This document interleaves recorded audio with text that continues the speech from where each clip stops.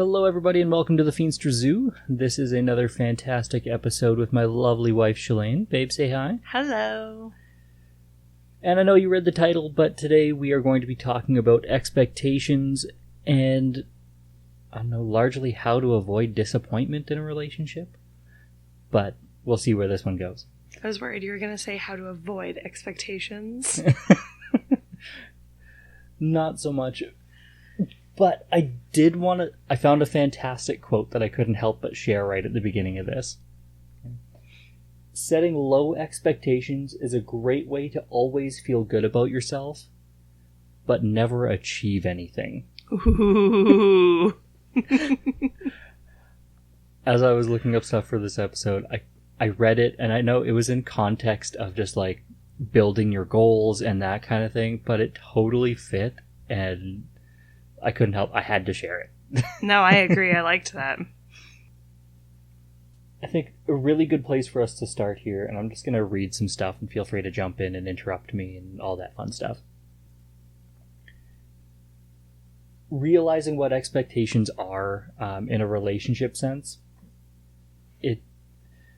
for me, what I've kind of dug around with is expectations are there to help you set a baseline for any type of treatment.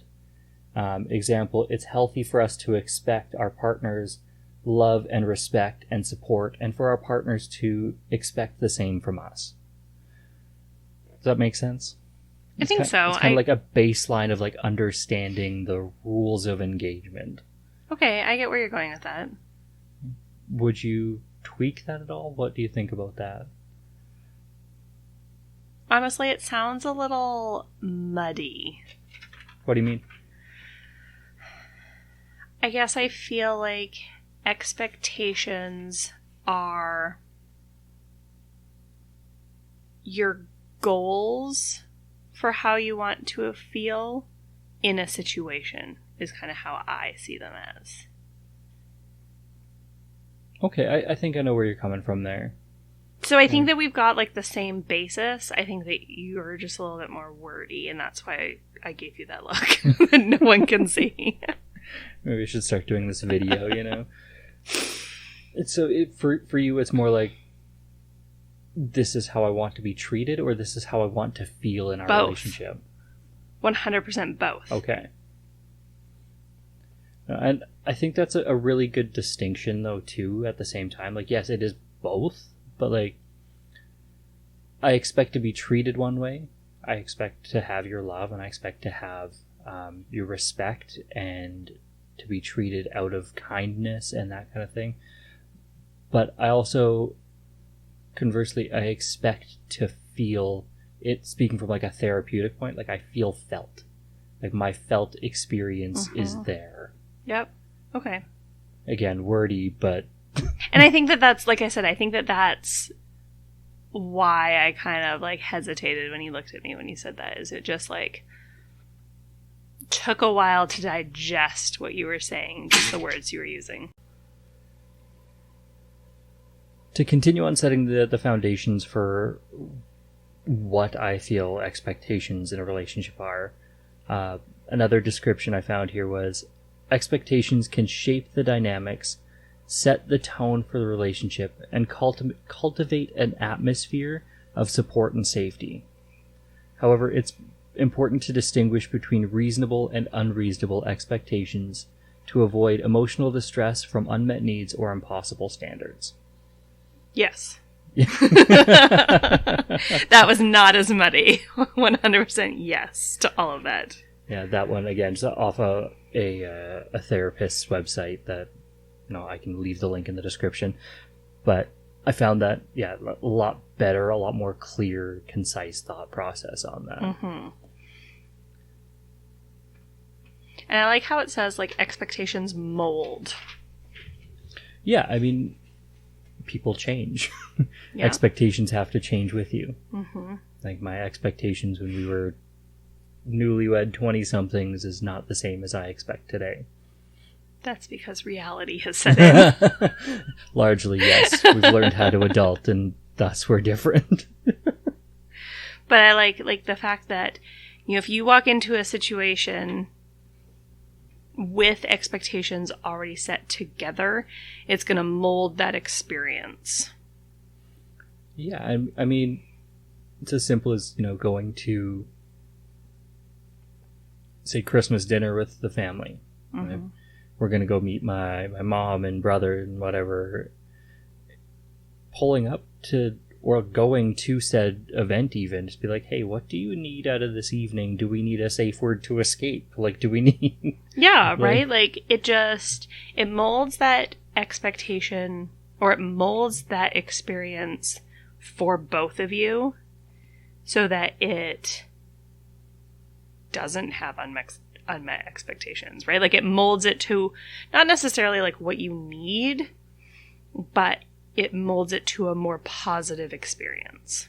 Yeah, I mean, another great example here, we're planning out our summer trip. Mm-hmm. Okay, we need to set the want for this trip. You hit, what do we have to do? What do we want to do? Is this all realistic? And we just kind of like run it down and go through that scope of like, we've got 7 days. How many things can we realistically do? Like, exactly. Yep. Right. Now to get into the real heart, the meat and potatoes of said episode here. A big need with these expectations is making sure they're communicated. What? Yeah, I know. No. It's crazy. You have to talk to your partner in a relationship. It's insane. What I've kind of just got prepped here, it says, even for couples who have been together for years, it's unrealistic to assume that your partner will know all of your wants and needs. Period. Mic drop. Period. End of episode. We're good. We can just tune out here. And like we just said before, like, as you change, your expectations will change. Mm-hmm. And you need to talk to... I need to talk to my wife about it. Or what's gonna happen is you're gonna finally figure out and adapt what she normally says and assume that that's what she wants at the next time you guys do something, or the next time you go out, or whatever. But this is going to be a different situation, and that day she feels completely differently, and everything you did is wrong. Reach, babe. Reach. No, it's 100% true. Like, if I don't tell you that I want a steak for dinner, you won't know that I want a steak for dinner. And you're going to be sorely upset when it's Meatless Monday or something ridiculous. Exactly. No, you get cauliflower bites. Congratulations. No, it almost feels silly to say, but you need to talk about this stuff. Mm-hmm. You need to talk to your spouse and be like, hey, I want this. And you need to talk about it in a relatively short period of time from that. You can't tell me you want a steak for dinner a month from now. I can't tell you what I want to do a month from now. Right, but that's what I'm saying is, like, you can't have, so like even our summer plans. We're talking and saying those expectations even now. We need to check in before, a few times before this trip happens. Because you can't just say, okay, we talked about our expectations 3 months beforehand and expect them to be exactly the same as what you guys communicated or what we talked about before. Absolutely. So I do have 10 things, or 10 reasonable expectations in a marriage and 10 unreasonable expectations in a marriage. Okay. So it's like the game where you tell me something and I have to choose whether or not it's reasonable or unreasonable. That would have been way more fun, but I'm not that prepared. Oh. I just thought I would run down these lists one at a time, and we could just have 2 cents on each of them and see if we can apply like bits from our marriage to these expectation points, so we can have a practical example of each. Oh, that's way easier. Okay. Less fun, but way easier. Okay, so 10 reasonable expectations for a marriage. Okay, these are just things that I've jotted down so we can, like, start your own conversation in your relationship if you haven't already had this talk. Okay, so first one here is to have a mutual trust. Okay, it's a baseline for a relationship. And I think that, so when you first said that, this is like the rundown of went through my brain in the 10 seconds of you saying it, is, yep, of course. But then you stop and you think about it and you go, but that's a really big one. Yeah. Because if I can't trust you to tell me the truth of what you need or of what you expect, that's a whole different page of the story. Right, and that's why I put this as number one for a reason. Because, like you said, if we don't have a mutual trust, okay, if you can't take me at my word, you're not going to believe that I want steak for dinner tonight, or that, I feel that we're disconnected. Like, it could be something real simple or something completely life-altering, but if we don't have that baseline, yeah, I mean, you got nothing to work off of. Yep, 100%. Okay. Next one here is to have an equal commitment to this relationship and each other. Yep. Okay. Again, seems really surface level, but if you're 110% committed to this relationship and I'm 30% committed to this relationship, I mean, there's some fundamental errors here. This math isn't mathing real hard. But that's another big problem. And yes, like, knowing that some days are going to be hard and I can't give 100%. Yes. Is not the same thing as being committed, but something to be aware of. I actually don't have it in this list, but I thought it just came to my brain. So, like, some days are going to be hard. I'm not going to be able to, say, come home from a really, really crappy day at work and then give you my 100% again. Yeah. That might be a day where I can only give you 30%, and that night you're going to have to pick up the slack. Yeah. Or vice versa. Oh, we've been there, both vice and versa. Like, yeah, I mean, but again, just having that expectation that being committed to each other means that some days you're going to have to pick up the slack, and that's got to be okay. Yeah. Point 3 here, to have a shared affection and appreciation for each other.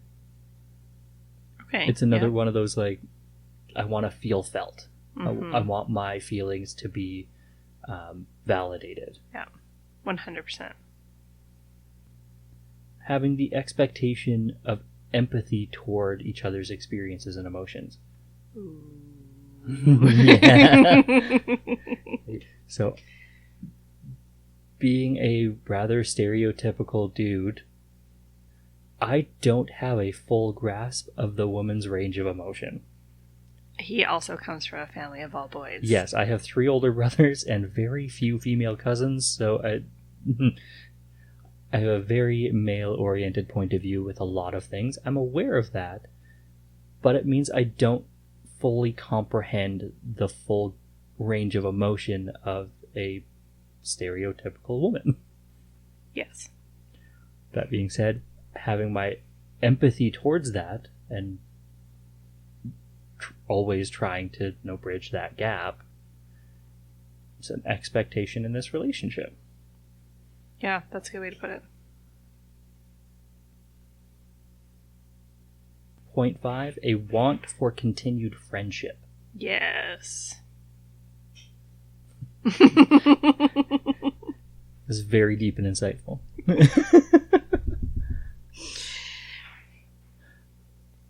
What, you didn't just like my yes on that? So, to this point here, I mean, there's a lot of other things that go into having and wanting a friendship.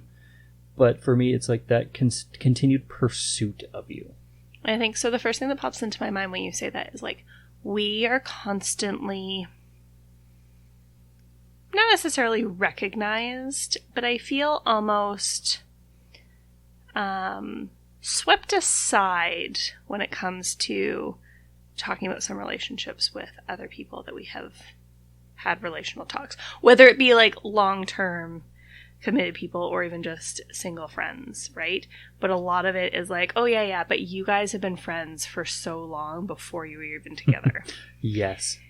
I love that gets thrown in our face. And it's like, it's not a bad thing. It's No. not a bad thing.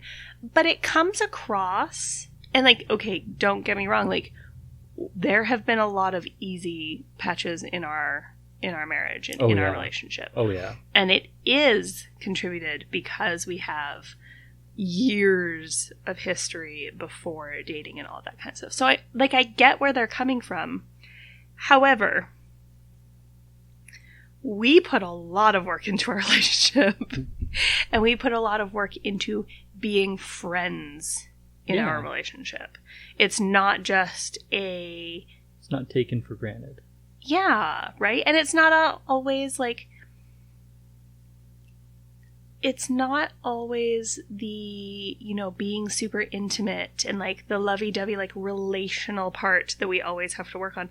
You literally have to be mindful to be friends and to work on that part of your relationship also. Yeah, and there's a line, actually shockingly, from Futurama that always sticks in my brain when we talk about this stuff, is if you're doing it right, it's like you're doing nothing at all. Mm-hmm. Like that visual there is like, if you're doing it right, people don't think you're doing anything at all. Mm-hmm. So yeah, we put in a lot of work behind the closed doors of our home towards our friendship. Yeah. Like we play games together, we do puzzles together, we talk constantly. Yes. We share the lighthearted and the nitty-gritty. Like we put in a lot of work to this. And I think a lot of that becomes intertwined as just like working on your marriage in general. But a lot of it is, and especially for some people, you have to separate and say, okay, you need to work on your friendship and you need to work on your marriage, because you can't constantly just assume that they're together. Yeah, they're for sure two pieces of the same pie, but there's a distinction between them. Yeah. That, we can't just have like the intimate, that sexual, the whatever side of our relationship and call it good. Yeah. And it's not easy now only because of our history. No. But our history does make it easier. All right, point 6, again, for marriage, a satisfying sex life. Mm-hmm. Again, work and communication goes into this. Yep. Willingness to try, willingness to experiment within each other's boundaries, and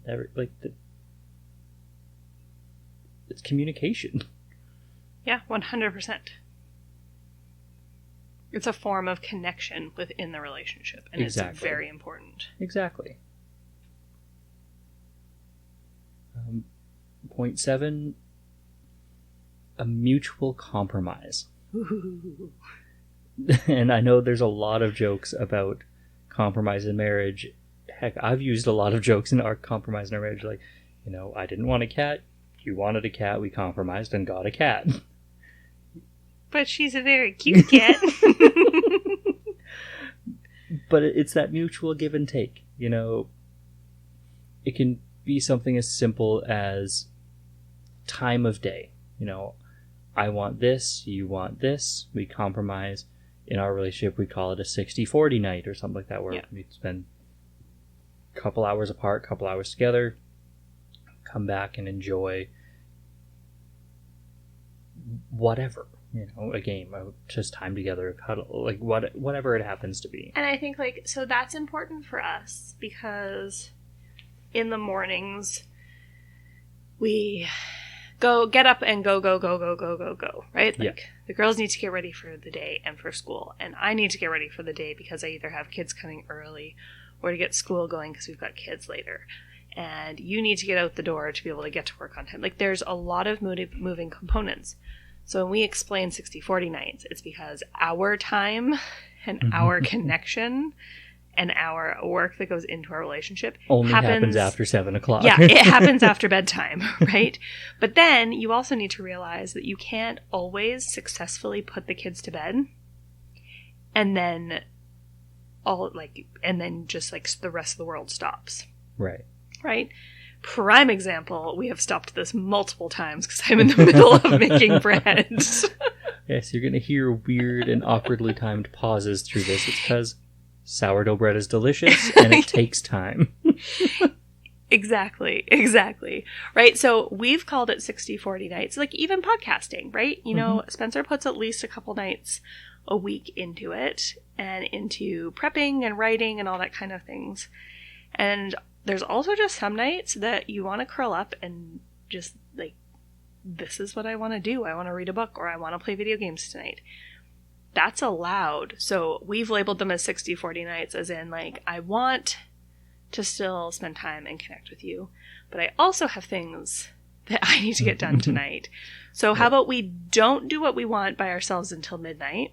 Right. We just do what we need to get done or want to get done by ourselves and then meet a little bit later. Yeah. But still with enough energy to have a conversation and maybe curl up and watch a show.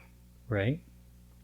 So again, it boils down to that mutual compromise. The give and take in the relationship should be an expectation. Mm-hmm. And a communicated one. Yes.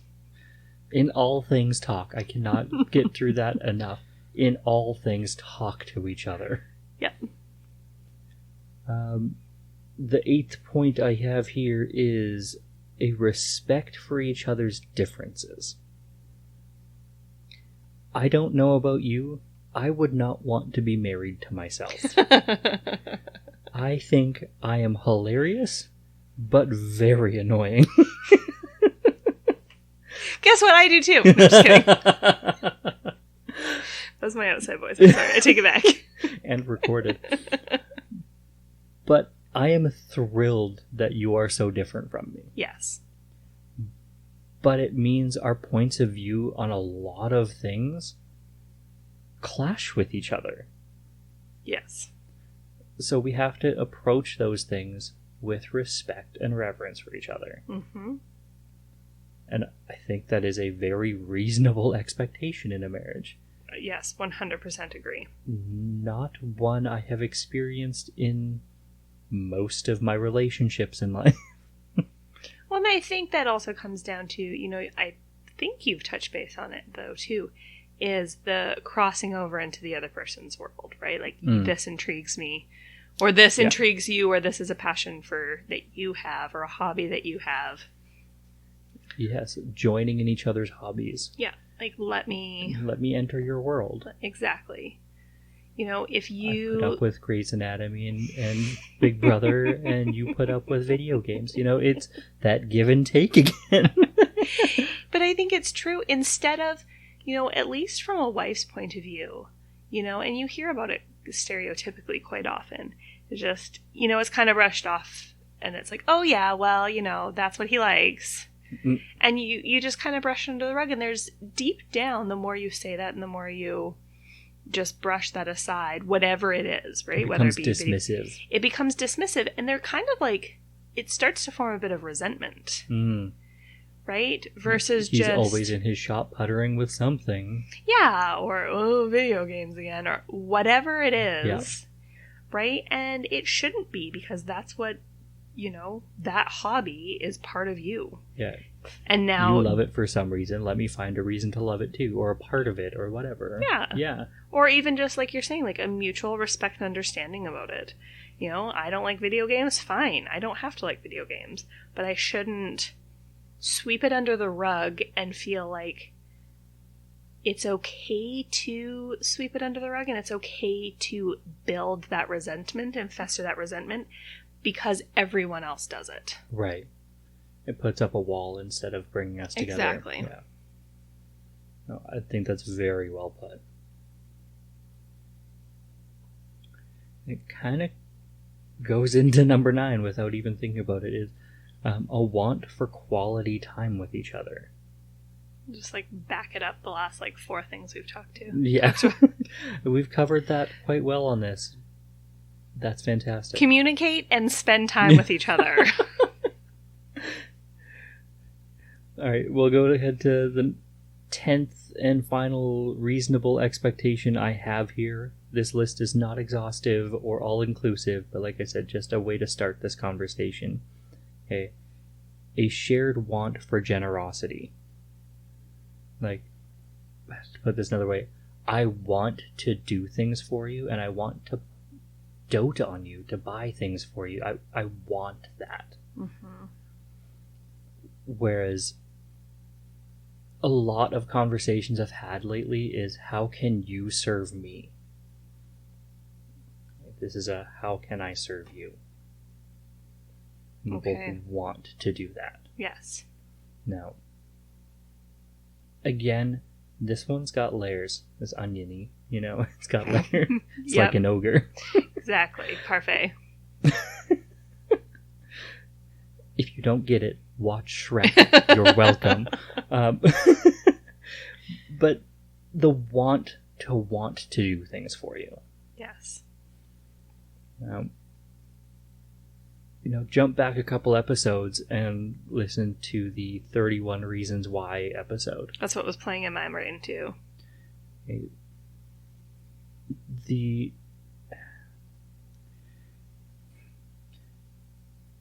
institution of marriage is based off of the Trinitarian. Okay, getting into apologetics. It's getting into the mirroring of the Trinity of Christ.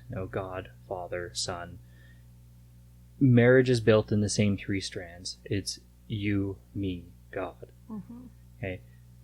His perfect example is coming to earth to serve us. Mm-hmm.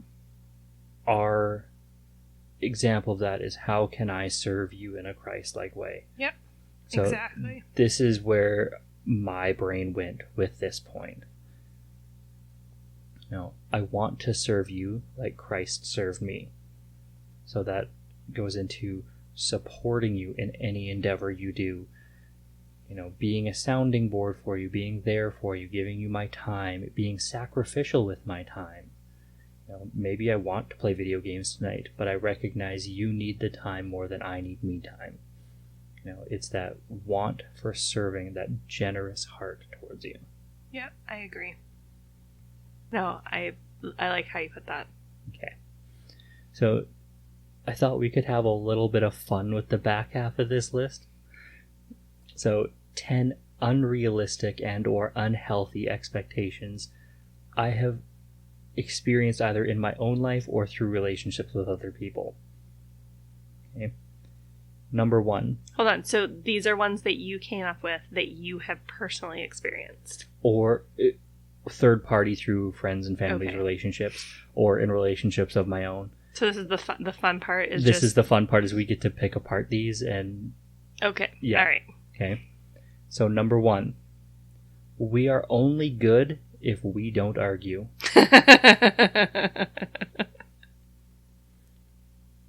This one was actually a marker in a previous relationship of mine. Okay. It was a verbally spoken expectation that if we argue or have disagreements at all, it means we're out of sync and we're wrong. So what that means is it's my way or the highway, so shut your face. 100%. The only route for smooth sailing is you listen to me. Yep. Red flag, red flag. Hindsight, absolutely. Number 2, I need you to always know how and what I am feeling or thinking. So why haven't you figured this out yet? If this has been a previous expectation. Again, this is why we work so well together. Because we both recognize that's not realistic. Half the time I don't know what I'm feeling, let alone for you to figure it out. Exactly. And actually, usually when that happens, you're pretty closer to bang on of what I'm feeling than I am, so... Yeah. All right. So, number 3, I need you to always be at my beck and call. You need to be at my disposal 100% of the time. So unhealthy. But one I have come across in previous relationships of my own, as well as close friends of mine, as well. This one is so common. It is very I have experienced it, and I have experienced it through through third parties and that kind of stuff. 100%. I think this is the well, I don't know the one rest of of the your biggest list, ones but that one of the biggest I've ever ones. come across. Is we're in a relationship now. When I need you, you need to be your here. time is 100% mine. Yeah. Yeah. Okay. I need you to not have any friends of the opposite sex at all, bar none. Now, I will add a caveat to this that is a reasonable expectation in this, is set proper boundaries Yes. with the opposite sex. 100%. I'm okay for you to have friends who are guys. Of course. But there's ground rules. No being alone with them, no like that kind of stuff. Like mean, you still- living above reproach. Yeah. Absolutely. But having... unless that's the boundary that has to be set, because past experiences, whatever, rebuilding of trust formations, that kind of stuff, sure, there might be a time and a place for it. But from day one of you dating me to saying you can't have guy friends, That's not okay. it's not okay. There's, again, red flag, red flag. And I've had the opposite of that. Actually, I've had both of that. You can't have opposite sex friends, but I can have opposite friends. yeah.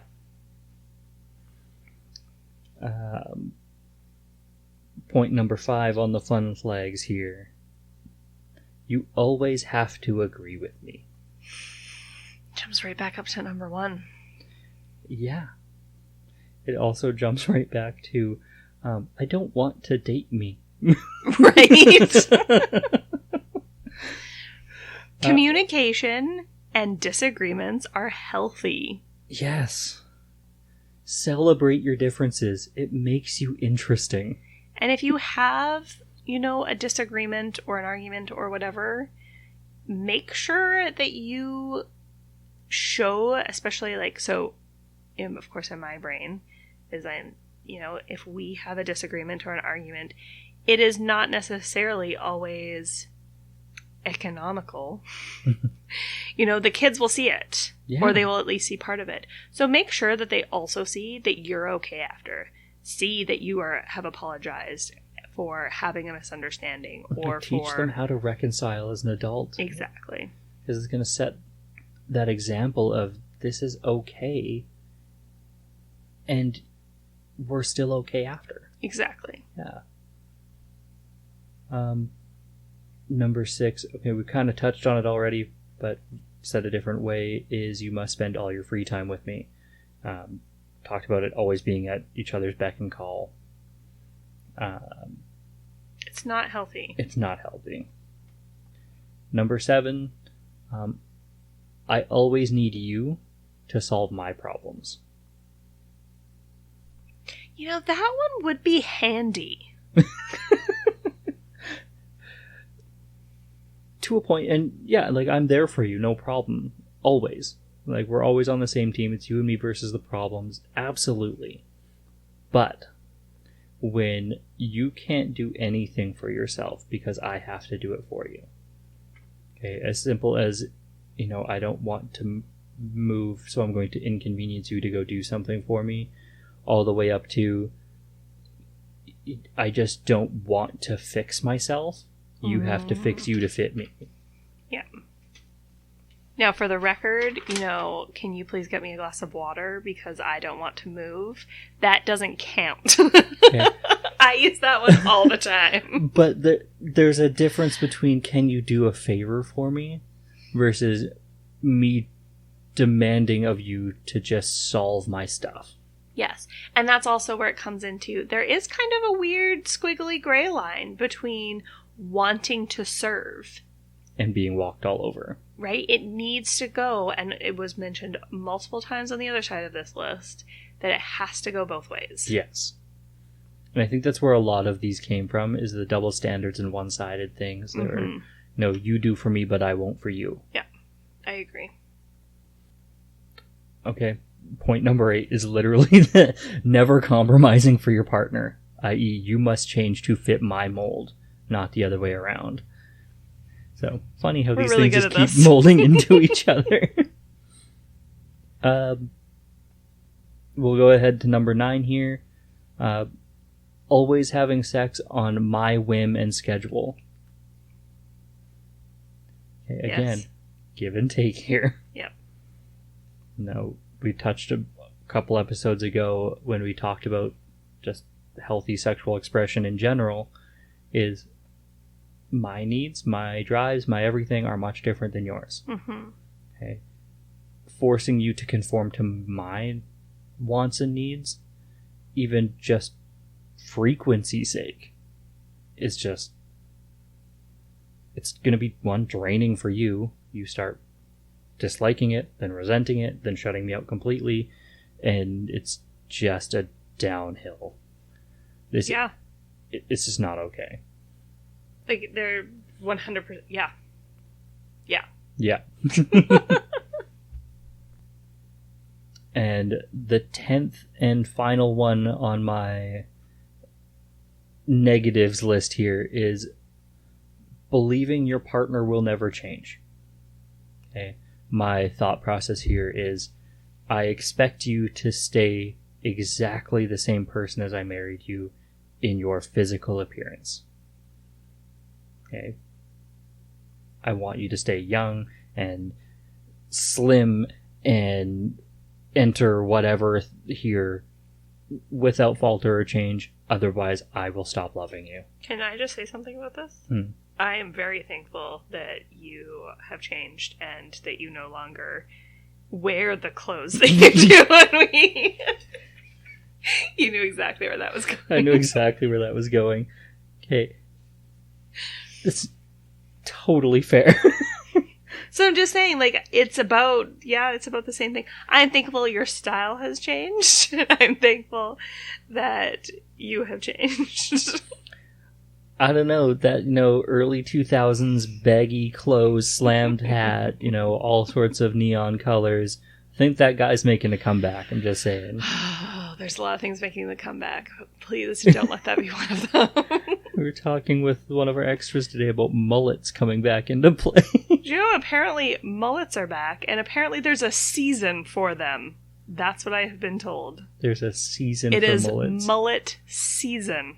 So I don't know exactly I'm what that means. quite out of touch with the teenage crowd here, but please know. Mullets weren't cool when they were cool, it's just not okay. And if you have a mullet and think you look good, I'm sorry. In my opinion, you don't. Mullets just are not okay. Unless you're like a Billy Ray Cyrus, it's been like mad flow since the 60s, It's just never changed. It doesn't matter. You know what? And if 80s, I'm aware of that, but... And if you're doing it for you, you know what? Fine. Great. Fantastic. I am all about expressing yourself, especially with hair. Season? Oh, man. No.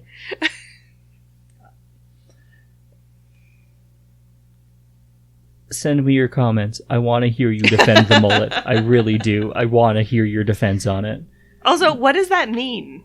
Mullet season? I don't know. Like I said, I'm out of touch. So if anyone knows, if you could just enlighten us, that would be great. Yeah, reach out to The Feenstra Zoo on pretty much all social media platforms. Send me a message. I want to know what's up. You will not catch me with a mullet. Just say it. But I want to know what's up.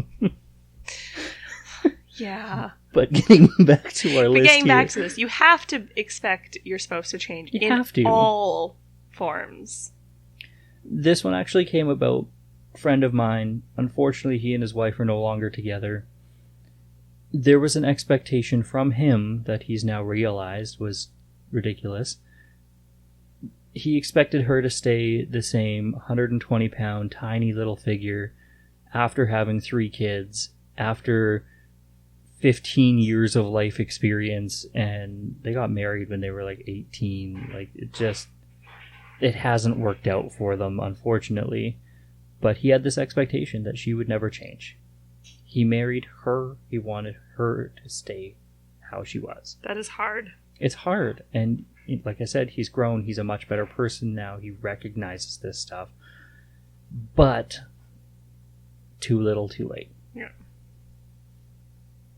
And it's heartbreaking, but that's just... It's a real thing. People expect that.